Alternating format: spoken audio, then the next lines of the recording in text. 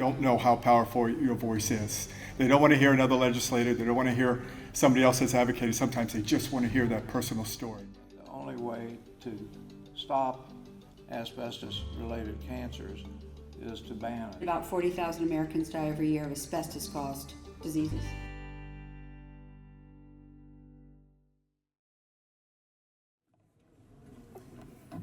This is a tribute of Unity Award, which we're giving to an organization called Less Cancer. Mr. Cousins is here, he's the head of that organization. I actually was not all that informed about the organization previously.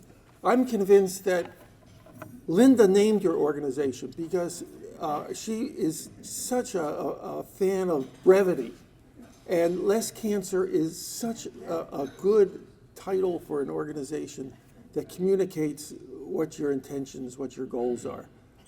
I trained several decades ago in social medicine. It was in Montefiore in the Bronx. And over the last decades, we've made enormous strides in medicine. We think about, even within mesothelioma, the use of the scope to deal with pleural mesotheliomas. That's been over the last really 2 to 3 decades. The advances we've made with peritoneal mesothelioma, which have been real over the last really just 15 years or so. And you can think of other parts of medicine in which we've made enormous progress. Social medicine, that's a combination of society and medicine. We haven't made all that much progress in terms of on the social aspects of medicine. And the reason being is that we're real good at the biomedicine and we're not all that good at the social factors that determine health and determine who gets sick and in whom we can prevent disease. And so we need organizations like Less Cancer. I read that your motto is activate, educate, and participate. And you would think that the technical parts of medicine would be the most challenging. But in fact, having made all that progress in medicine, our challenge now is actually to bring those advances to people, particularly in terms of preventing cancer, but in other aspects as well. So we are enormously grateful and want to recognize the tremendous work that you all do. Thank you. We're super grateful.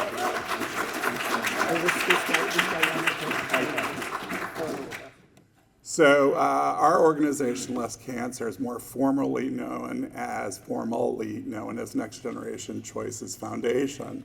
And by the time I would get that name out in the legislator's office, they were like, what the hell is that? So I had to really speed it up because time is time. And it's hard to get people to share priorities, especially in the arenas of public health. We're not coming in with a profit chart. Nobody's talking about anything transactional. And 20 years ago, we were really the first cancer prevention organization in this country of our kind, where we included not only lifestyle medicine, but the environment, health access, social disparities. All of those issues were part of the conversation. Today, we provide CMEs for healthcare providers that include physicians, nurses, and public health professionals. We do so with our partners at the University of Virginia for that. One of our main events is the National Cancer Prevention Day, the National Cancer Prevention Workshop, which we founded.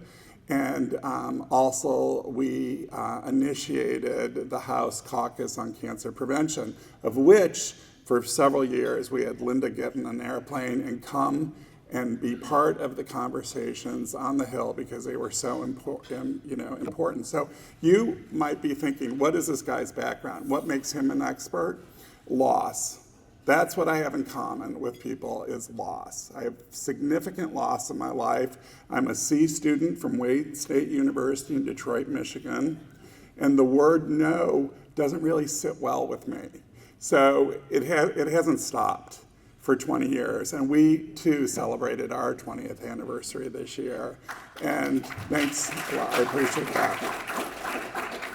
So, we were just talking about the table, about sharing priorities and the things that ignite people in this world where people have so many unshared priorities. It's very hard to get attention to people. We have people that don't read anymore.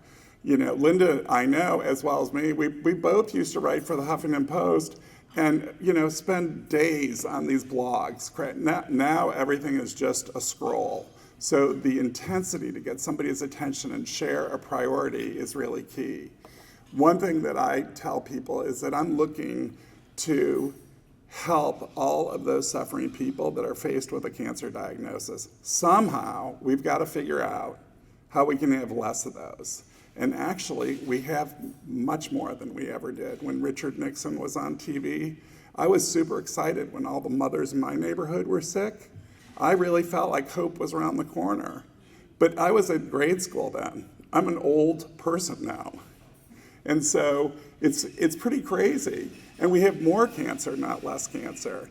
But because of people like Linda and your organization and this great community, we have people bringing this conversation up all the time, where we can lower risk for chronic disease, including cancer, mesothelioma, where we can do that sort of thing now. But now the challenge is really getting the attention of people, and how do we get their attention? How do we make our work a priority? And that's what I challenge everybody here to do today.